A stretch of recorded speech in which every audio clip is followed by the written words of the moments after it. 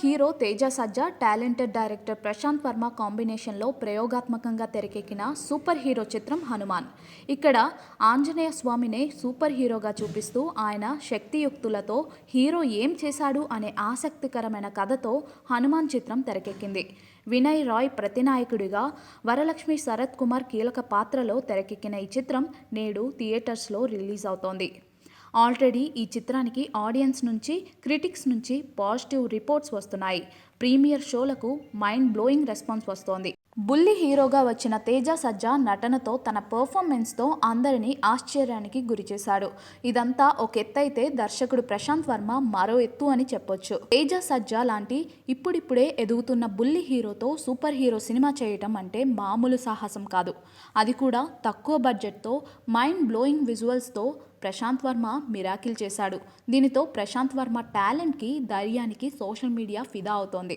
సంక్రాంతికి మహేష్ బాబు, వెంకటేష్, నాగార్జున లాంటి హీరోల చిత్రాలు రిలీజ్ అవుతున్నప్పటికీ ప్రశాంత్ వర్మ వెనక్కి తగ్గలేదు.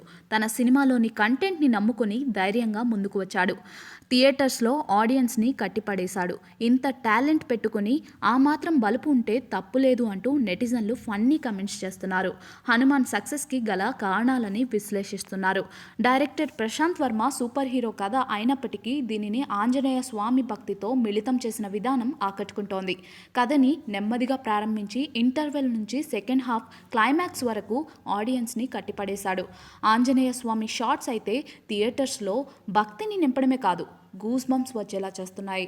50 కోట్ల బడ్జెట్ లోపే ప్రశాంత్ వర్మ ఈ విజువల్ వండర్ని సృష్టించారు. తేజ సజ్జా తన పాత్రలో ఒదిగిపోయి పర్ఫామ్ చేశాడు. తేజ సజ్జా, వరలక్ష్మి శరత్ కుమార్ మధ్య సన్నివేశాలు ఎంతో అందంగా వర్కౌట్ అయ్యాయి. ఎమోషనల్ ఎలివేట్ అయ్యాయి. మూవీ చివర్లో చిన్న ట్విస్ట్తో పార్ట్ 2ని కూడా ప్రశాంత్ వర్మ అనౌన్స్ చేశాడు.